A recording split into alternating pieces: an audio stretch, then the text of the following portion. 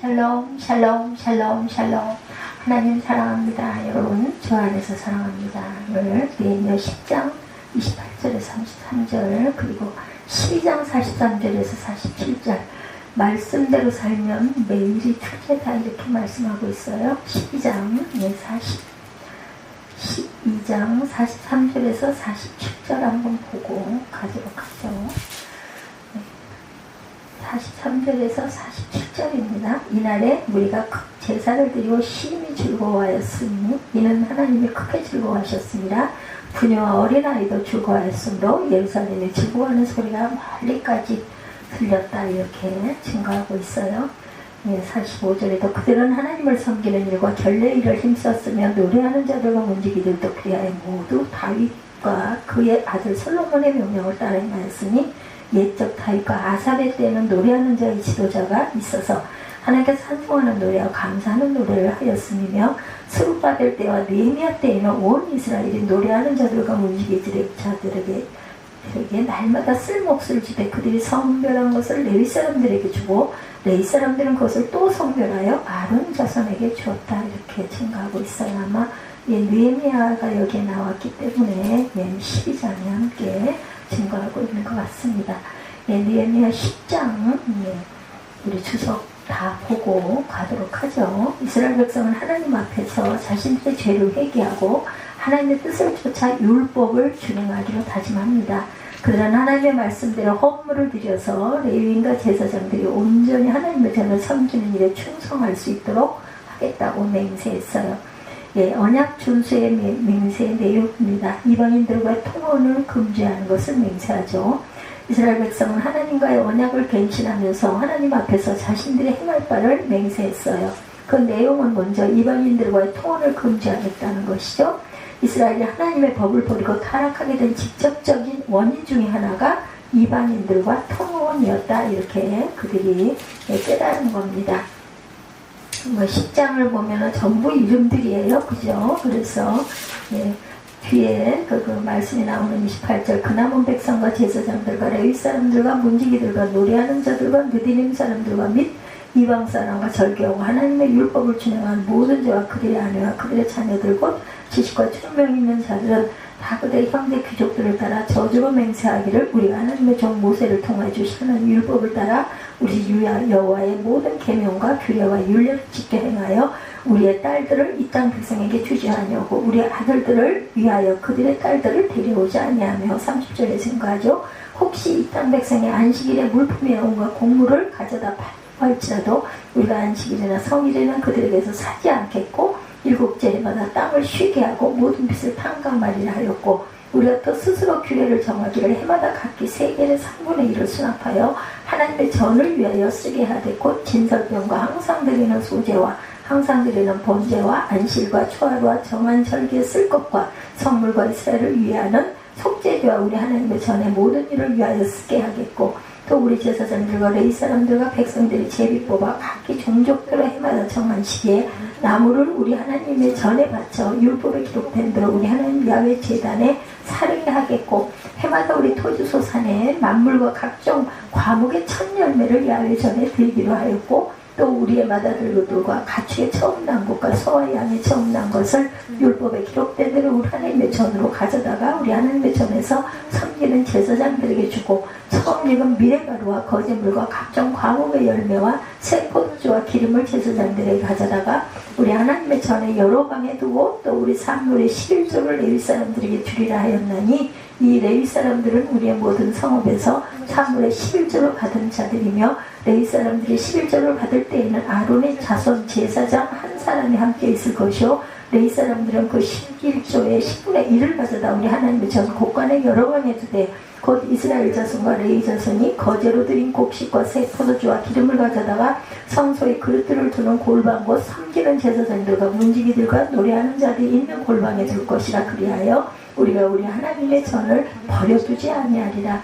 아주 굉장한 다짐을 이렇게 하는 내용이 28절부터 마지막 39절까지 이렇게 쭉 나와 있습니다. 이방인들과 통하는 이스라엘 백성은 우상 숭배 문화에 물들게 하였다. 결국 하나님의 저주를 받게 되는 주된 원인이 되었다는 거죠. 이방인들과의 결혼. 하나님께서는 이러한 일을 예견하고 일찍 모세에게 주신 율법을 통해서 이방인들과의 통혼을 금지시켰어요. 그러나 이스라엘 백성은 이러한 하나님의 말씀을 어기고 이방인들과 통혼함으로 결국 하나님의 징벌을 받아 이방의 포로가 되는 지경에 이르게 되었습니다. 이스라엘 백성은 이러한 사실을 말씀을 통하여 깨닫고 나서 이제 다시는 그러한 실수를 범하지 않을 것을 다짐하죠. 이러한 이스라엘의 맹세는 신약의 성도들에게는 영적인 순결을 지킨 것으로 적용이 됩니다. 죄악으로부터 자신을 지킨 시편 18편 23절입니다.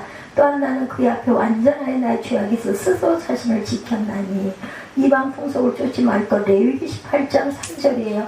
너희는 너희가 거주하는 애굽 땅의 풍속을 따르지 말며 내가 너희를 인도할 가나안 땅의 풍속과 규례도 행하지 말고 불신자의 멍에를 같이 하지 말고 멍에를 매지 말자죠. 고린도서 6장 14절입니다.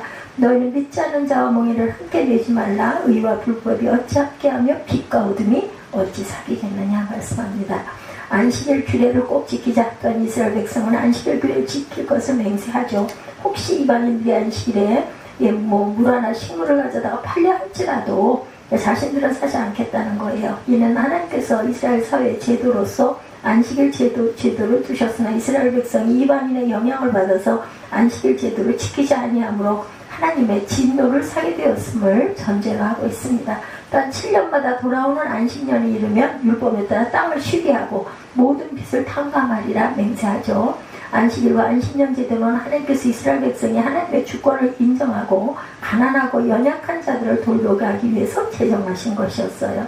그러므로 이러한 규례를 지키는 것이 이스라엘이 하나님을 사랑하고 순종하는 대표적인 행위로 나타납니다.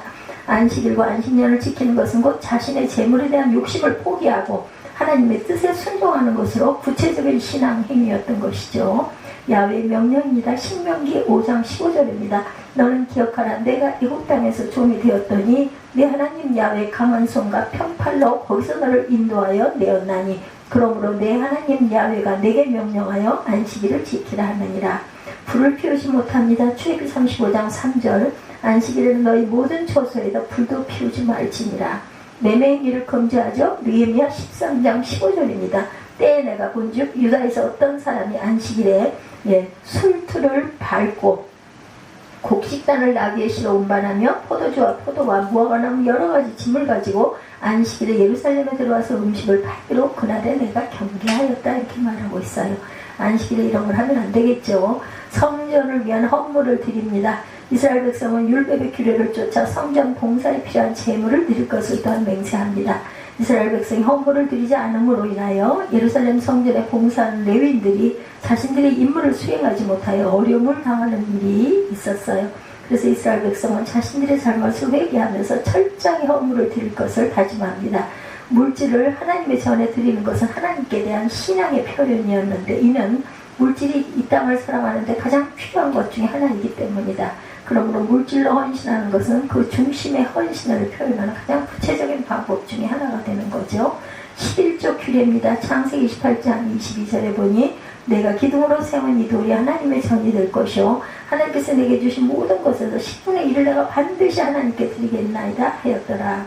나무를 드려요. 레위기 16장 12절에 향로를 가져다가 야훼 앞 제단 위에서 피운 불을 그것에 태우고 곧 곱게 간 향기로운 향을 두 손에 레위 가지고 휘장 안에 들어가서 채워가지고 휘장 안으로 들어가서 레위인에게 줍니다. 민수기 7장 5절에 그것을 그들에게서 받아 레위인들에게 주어 각기 직임대로 회막봉사에 쓰게 하였다 이렇게 말씀하고 있죠. 유다 백성의 헌신을 맹세합니다. 첫 열매를 드릴 것을 맹세하죠. 이스라엘 백성은 해마다 자신들의 토지 소산의 만물과 각종 과목의 첫 열매를 야훼 전에 드리겠다 이렇게 맹세합니다. 이러한 행위는 하나님께서 이스라엘 백성에게 명하신 것으로 첫 열매는 모든 열매를 대표하는 것으로 모든 것을 의미한다. 그러므로 첫 열매를 드리는 것은 자신들이 생산한 모든 열매가 하나님의 은혜의 산물로 주어진 것임을 고백하는 의미. 하나님께서 원하신 것은 백성이 바치는 열매나 물질이 아니라 모든 것이 하나님의 은혜로 고백하는 백성의 신앙을 보시기 위함이다. 이스라엘 백성은 신앙이 쇠퇴했을 때 이러한 헌물에 대한 규례를 지키지 않으므로 이제 하나님의 법을 쫓아 첫 열매를 드릴 것을 맹세하죠. 토지 소산에 만물을 드린다. 처음 이룬 열매 신명기 26장 2절입니다. 내 하나님 야훼께서 내게 주신 땅에서 그 토지의 모든 소산의 만물을 거둔 후에 그것을 가져다가 광주리에 담고 내 하나님 야훼께서 그 이름을 두시려고 택하신 곳으로 그것을 가지고 가서 곡물의 첫 이삭단을 드립니다. 레위기 13장 10절입니다. 이스라엘 자손에게 말하여 이르라. 너희는 내가 너희에게 주는 땅에 들어가서 너희의 곡물을 거둘 때 너희 곡물의 첫 이삭 한 단을 제사장에게 가져갈 것이요. 이렇게 증거되어 있습니다. 또한 11조를 드리죠. 이스라엘 백성은 하나님께 11조 헌물을 드릴 것을 또한 맹세합니다. 11조를 레위 사람들에게 주어 그들로 하나님의 성전, 봉사, 직무를 충실히 감당할 수 있도록 하겠다는 것. 이스라엘 백성이 가나안에 입성할 때 하나님께서는 이스라엘 각 지파에게 땅을 분배해 주셨는데 레위 지파에게는 땅을 주지 아니하셨어요. 그죠? 각 지파가 드리는 11조를 그 기업으로 취하게 하십니다. 이는 그들에게 하나님의 일을 전담하여야 하는 사명이 있었기 때문이다. 그러므로 이스라엘 사회에서 11조 제도는 야훼 종교를 유지시키는 기본이 되었습니다. 이스라엘의 신앙이 쇠퇴해지면서 11조 헌물을 드리지 아니하므로 레위인들이 먹고 살기 위해서 직무를 버리고 흩어져서 세상 일을 감당해야 됐겠죠. 먹고 살아야 하니까. 이제 이스라엘 백성은 그런 자신들의 행위를 빼게 하고 하나님의 덕에 11조를 드려 하나님을 섬기는 일을 정상화시킬 것을 다짐합니다. 덕이 잘못됐죠. 전이겠죠. 성전에. 땅의 10분의 1, 레위 17장 30절, 그리고 그 땅의 10분의 1, 곧 그 땅의 곡식이나 나무의 열매는 10분의 1은 야훼 것이니 야훼의 성물이라. 3년마다 드린 11조입니다. 신명기 14장 28절에 매 3년 끝에 그의 소산의 10분의 1을 다 내어 내 성읍에 저축하여 이렇게 증가하고 있어요. 레위인의 기업, 민수기 18장 20절, 여호와께서 또 아론에게 이르시되 너는 이스라엘 자손의 땅에 기업도 없겠고 그들 중에 아무 분기도 없을 것이나 내가 이스라엘 자손 중에 내 분기시오 내 기업이니라 이렇게 말씀하세요. 제사장들을 섬겨요. 이스라엘 백성은 하나님의 율법에 순종하고 11조를 바치고 레위인들을 섬기는 일을 감당하죠. 11조에 1조에 10분의 1을 가져다 성전 골방 곧 곳간에 두고 제사장들과 및 문지기들과 노래하는 자들이는 골방에 둘 것을 맹세해요. 11조의 10분의 1을 또 이는 하나님께서 백성이 바치는 11조 헌물이 성전 봉사를 맡은 자들에게 골고루 분배되어지도록 세우신 법인데 이스라엘 백성은 모든 일을 행함에 있어서 하나님의 정하신 법대로 행할 것을 맹세합니다. 하나님과 백성의 중보적 사역을 감당하는 제사장들에 대한 백성의 배려는 곧 하나님께 대한 사랑의 표현이었어요. 거제물 레위기 7장 14절입니다. 그 전체 예물 중에서 하나씩 야훼께 거제로 드리고 그것을 화목제로 피를 뿌린 제사장들에게 돌릴지어다. 이렇게 말합니다. 처음 익은 곡식가루 에스겔 44장 30절에 또 각종 처음 익은 열매와 너희 모든 예물 중에 각종 거제 제물을 다 제사장에게 돌리고 너희가 또 첫 밀가루를 제사장에 주어 그들에게 내 집에 복이 내리도록 하게 하라. 제사장에 주어서 너희 집을 위해서 기도하게 하라는 뜻이겠죠. 하나님의 전을 버리지 아니하리라. 이스라엘 백성은 자신들의 하나님의 전을 버리지 아니할 것을 맹세했는데 이는 성전에 관한 율법을 순종하여 준행함으로 하나님의 전이 황폐화되는 것을 방지하겠다는 다짐. 실제로 역사 속에서 이스라엘 백성이 율법을 준수하지 아니함으로 야훼 전이 황폐화되었던 있었던 것. 이러한 이스라엘 백성의 성전에 대한 충성의 다짐은 궁극적으로 야훼에 대한 충성의 다짐이었는데 이는 성전이 야훼의 임재를 상징하였고 장차 오실 메시아의 인격을 상징적으로 나타내고 있었기 때문입니다. 야훼 전을 사모하는 자는 하나님을 사모하는 자이다.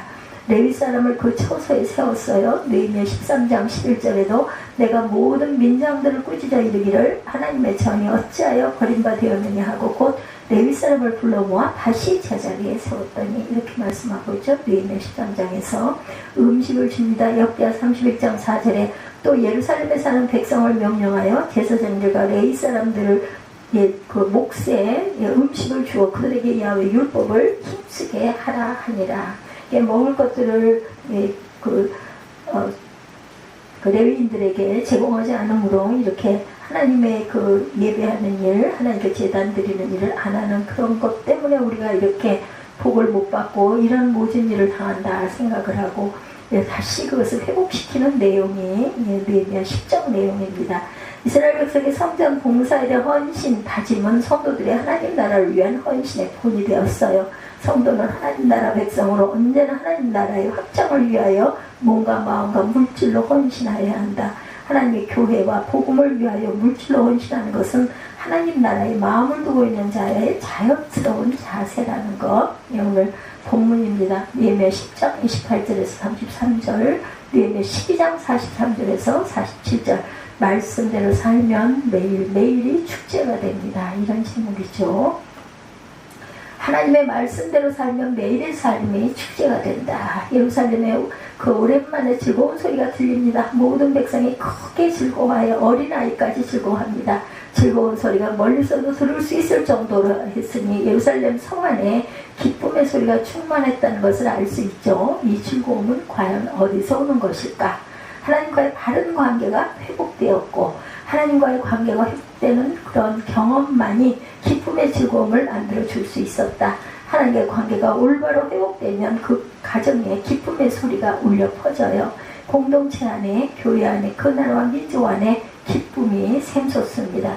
기쁨은 의에서 나오는 것이기 때문에 우리 삶에 기쁨이 있는 것은 의를 잃어버렸기 때문이죠.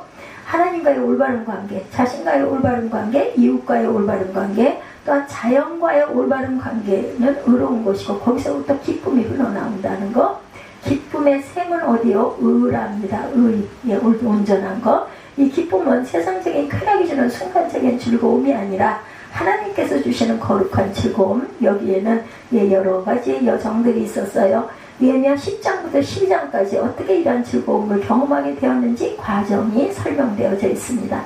참된 기쁨으로 가는 여정, 성벽 완공은 50일 만에 이루어졌었죠. 그러나 그 이후 기간이 중요했습니다. 성벽 재건 이후에 일어난 백성들의 변화, 회복, 회개와 부흥의 역사, 영적 성벽 재건의 역사가 더 중요했죠. 그 절정이 오늘 본문 10장입니다. 참된 기쁨으로 가는 여정 첫 번째 단계는 하나님의 말씀을 더 듣기를 원했어요. 그리고 말씀 앞에서 회개합니다. 공동체적으로 함께 회개하죠. 과거의 역사를 회고하여 회개합니다. 자신들의 문제만이 아니라 조상들의 죄까지 회개합니다. 기억나는 모든 것들을 돌아보며 회개하죠. 구약에 나타난 가장 긴 기도가 느헤미야서에 나와요. 회개의 기도. 우리 기도 중에 가장 긴 기도가 무엇인가 생각해 보십시다. 필요를 아뢰는 간구의 기도이죠. 그러므로 해야 합니다. 그러나 필요를 구하는 기도가 죄를 회개하는 기도보다 훨씬 길다면 합당하지 않은 기도일 것이다. 우리의 필요는 짧게, 우리의 회개는 길게 드리는 기도가 참된 기쁨으로 가는 여정의 출발이라는 것. 참된 기쁨으로 가는 두 번째 단계, 하나님의 말씀대로 삶을 바꾸는 순종을 서약하는 것이다. 지도자들로부터 시작해서 모든 백성들이 서명하죠. 공증을 했어요. 문서로 만들고 언약을 지키지 않을 때 합당한 벌을 각오할 정도로 엄격하게 서약합니다. 가정과 일터와 신앙 공동체에서 삶을 바꾸겠다 이렇게 서약하죠. 가정에서는 이방인과 통혼을 금지하는 법을 지키기로 서약했고 이방 신을 들여오는 결혼을 금하겠다는 의미죠. 가정에 무상이 들어오기 시작하면서 그것으로 인해서 가정이 흔들리고 가정이 흔들리면 나라가 흔들리게 됩니다. 그래서 그것을 하지 않겠다고 서약을 한 거예요. 오늘 10장이. 일터에서의 서약은 안식일을 지키기로, 안식을 지키기로 한 거죠. 안식은 하나님의 창조 질서에 속한 것이었기 때문에 창세기 3장, 인간의 타락이 전에 하나님께서 만물을 창조하실 때 만드신 질서였다. 대표적인 것이 6일 동안 일하고 하루를 쉬도록 하셨어요. 6일 동안의 노동과 하루의 안식을 통해 멈추게 하셔요. 안식이 건강에도 얼마나 중요한 영향을 끼치는가. 쉼 없이 매일 일하는 사람은 반드시 문제가 생깁니다. 건강 문제뿐만 아니라 일의 효율 또한 떨어지죠. 적절한 휴식과 안식은 하나님의 창조 질서를 지키는 것이다. 7년마다 땅을 쉬게 하고 50년마다 모든 빚을 탕감할 뿐만 아니라 원래 토지로 회복하고 종들도 해방케 하는 것은 사회 경제 질서를 회복하는 하나님의 질서였다. 우리 일터에도 이런 회복이 필요하죠. 하나님의 창조 질서를 회복해야겠다. 신앙의 영역에서의 서약은 하나님의 성전에서 마땅히 이루어져야 할 제사들이 제대로 회복되도록 하는 것이죠. 그래서 율법에 제정된 대로 제사장들과 레위인들이 성전에서 역할을 감당하고 올바른 하나님과의 관계를 유지하기 위해서 성전에 나올 때는 율법을 듣고 제정된 제사를 드리고 성전세, 구제, 나눔의 11조를 내게 합니다. 우선적으로 급한 것은 하나님과의 관계 회복을 위한 신앙 공동체가 세워지는 것이었죠. 중세 이후 유럽에서는 그것을 국가가 책임지겠다면서 국가를 교회화했었어요. 그러다가 교회가 생명을 잃어버립니다. 하나님의 성전에서 이루어져야 할 일들이 제대로 회복되어지지가 않자 그것을 다시 회복시켜야 되죠. 우리나라에서도 자체 공동체를 유지하기 힘든 교회들이 많아지고 있다고 그래요. 이 문제를 매우 심각하게 생각해야 되고 도울 수 있는 성도들과 교회들이 감당해야 되겠다. 그래서 CGNTV가 비대면 예배가 한참일 때 300여 교회에 장비를 설치해 준 일이 있습니다. 우리 교회는 그것을 별로 큰 필요가 없어서 받지 않았지만 맞아요. 이런 TV 왜냐하면 가정에서도 직접 교회 예배를 볼 수 있게끔 이런 것들을 세웠죠. 해주지 못한 교회들이 더 많다. 우리 주변에 보이는 작은 교회들, 이런 교회들, 어려운 교회들을 연약한 교회들을 도와줄 필요가 조금 중대형 교회는 있다는 것. 가장 중요한 원리는 언약입니다. 가정과 일터와 교회를 움직이는 가장 중요한 원리 언약이다. 가정이 중요한 것은 하나님의 언약 질서가 최초로 세워진 기관이기 때문에 가정, 남자와 여자를 창조하시고 가정을 이루도록 하신 것은 하나님의 언약이었어요. 결혼 생활의 부정은 두 사람 사이의 문제 이전에 하나님의 언약을 깨뜨린 것이기 때문에 엄청난 충격과 아픔이 됩니다. 가정의 행복은 언약을 지키는 데 있죠. 결혼의 언약을 지키고 하나님의 언약을 지키고 남자와 여자를 창조하신 하나님의 창조 질서를 지켜야 되겠다. 그래서 서구 사회가 이것을 깨뜨리기 시작합니다. 분류할 수 없는 성, 제3의 성이 존재합니까? 과학적으로 남자와 여자 염색체 외에 또 다른 염색체가 나타난 적이 없어요. 하나님의 창조 질서를 무너뜨리는 것이다. 어떤 논리 수많은 이념과 사상 차별받는다는 프레임을 가져와서 하나님의 창조 질서를 무너뜨리려는 것, 마찬가지로 일터에서 안식이라는 질서를 잃어버렸을 때 심각한 사회의 문제가 됩니다. 우리가 교회의 일원이 된다는 것은 언약에 참여하는 것이다. 우리가 함께 예배드리고 각자 은사를 통해 섬기고 또 온 세상에 그리스도의 부활의 증인이 되기로 서약한 그런 사건이죠. 이 언약에 충실한 백성이 될 때 하나님은 그 개인과 가정과 일터와 교회를 견고하게 붙잡아 주실 것이다. 참된 기쁨으로 가는 여정. 세 번째 단계는 거룩한 성에서 예루살렘 백성들이 거주하게 하는 것. 지도자들은 당연히 예루살렘에 거주하도록 합니다. 자진 헌신, 당연 헌신, 우선적 헌신이었어요. 백성들 가운데 10분의 1을 제비 뽑아서 거주하게 했고 자원에서는 그곳에 거주할 인원이 나오지 않았기 때문에 어쩔 수 없이 제비를 뽑은 것 같습니다. 그래서 10분의 1은 의무적으로 거주하게 합니다. 자원하는 사람도 있었고 그렇게 예루살렘에 거주하는 인원들이 형성이 되었다고 그래요. 의무가 결국 기쁨이 되죠. 예레미야 7장 4절입니다. 그 성은 크고 넓은데 성 안에 사는 사람들은 얼마 없고 제대로 지은 집들도 아직 얼마 없었다. 이렇게 증거하고 있어요. 예루살렘은 세상적인 지점이 전혀 없는 도시였어요. 성전이 있게 율법에다 철저한 생활을 해야 했습니다. 상업도시가 아니었기에 돈을 더 많이 벌 수도 없었어요. 농사짓기에도 적절한 땅이 없었다고 해요. 그래서 당시 예루살렘에 거주하는 것 산헌신이 요구되었다. 당시 예루살렘은 살고 싶지 않은, 살아서는 안 되는, 미래가 보장되지 않는 곳이었기 때문이었다고 합니다. 그곳의 지도자들이 먼저 살기로 헌신했고 제비뽑아 택함을 받는 이들이 기꺼이 헌신함으로 이스라엘 역사가 재건이 되었어요. 네헤미야 11장과 12장에 그때 헌신한 이들의 이름이 기록되어 있죠. 의미 있는 헌신이기 때문에 기록한 거예요. 우리 삶에도 이러한 헌신이 있을 때 세상이 줄 수 없는 기쁨을 누리게 될 것이다. 백성들은 헌신의 깊이만큼 기뻤을 거예요. 다른 사람들이 알지 못하는 헌신을 이만큼한 기쁨이 오는 것이겠죠. 예루살렘에 거주한 이들이 확정된 이후 비로소 성벽을 봉헌하는 예식을 하죠. 52일 만에 성벽이 재건되었다면 바로 봉헌식을 할 수도 있었을 터인데 말씀 앞에 모여들고 회개하고 가정과 일터와 신앙 공동체의 질서를 회복하고 예루살렘에 거주하는 이들을 정하고 안되면 나머지 사람들은 제비를 뽑아서라도 그곳에 거주를 시키고 예루살렘 성벽 재건을 하나님 앞에 봉헌하는 예식을 치릅니다. 느헤미야가 예루살렘 외곽에 있는 레위인들을 다 모았어요. 노래하고 악기를 연주하는 레위인들을 불러 모아서 백성들을 두 그룹으로 나눴고 한 그룹은 학사 에스라가 인도해서 좌측으로 행진하고 한 그룹은 느헤미야가 인도해서 오른쪽에서 행진해서 서로 만나도록 이렇게 했습니다. 성벽 위에서 나눠 행진을 하죠. 이렇게 했던 것은 도비아는 반대 세력의 주동 세력이었어요. 기뻐라는 뜻이 좋다죠. 예, 야 여호와는 선하시다라는 좋은 이름을 가졌지만 교활한 이방 민족이었다고 그래요. 도비야 뜻이 이런 귀한 뜻이 있네요. 예, 토부 좋다와 여호와는 선하시다는 그 이름이 합쳐진 도비야. 교활한 이방 민족이었고 그런 성전 재건을 회복하기 위해서 유다 그 귀족들에게 결혼을 통해 침투한 사람, 마지막까지 느헤미야를 괴롭힌 사람이 바로 도비야. 도비야는 이 성은 여우가 올라가도 무너질 것이라 이렇게 조롱했어요. 느헤미야가 그 생각이 났을 것입니다. 모두 올라가도 무너지지 않는 성벽이라는 것을 보여주는 것은 아닌가. 그리고 나서 12장 43절 이후에 기쁨이 임하죠. 오늘 본문이 43절부터 마지막 절까지예요. 이 12장이.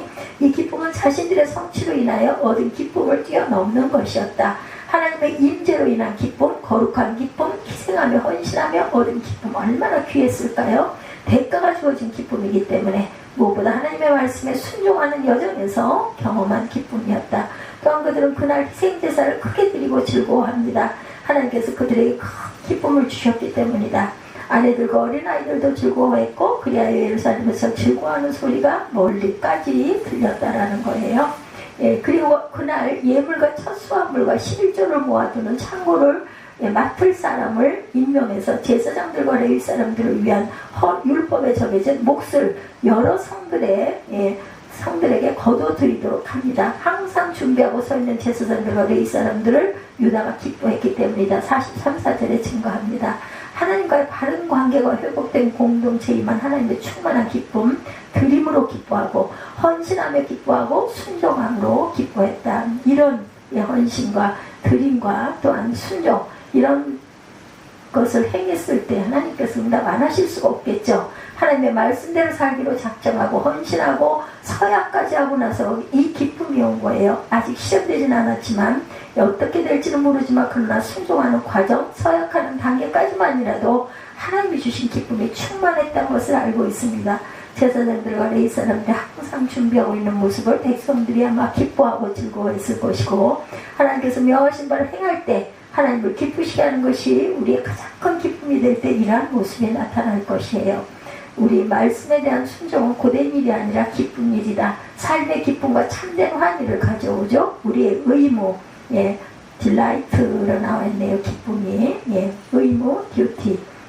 하나님의 말씀에 순종하는 것은 내가 해야 할 의무지만 이 의무가 기쁨이 된다. 환희가 된다. 거기에는 대가가 요구됩니다. 하나님의 말씀에 하나님의 창조 질서에 순종하는 기쁨, 말씀에 헌신하는 기쁨을 누리는 것, 말씀대로 순종할 때 하나님께서 즐거움의 기쁨, 기쁨의 기름을 부어주시죠. 기쁨의 기름 부으심이에요. 아들에 대해서는 하나님 우리 보좌는 영원 무궁하며 주의 나라의 큐는 의로운 큐이다. 주께서는 의를 사랑하며 불법을 미워하시죠. 그러므로 하나님 곧 하나님께서 기쁨의 기름을 주께 부어 주의 동료들보다 높이 뛰어나게 하셨고 히브리서 1장 8, 9절이에요.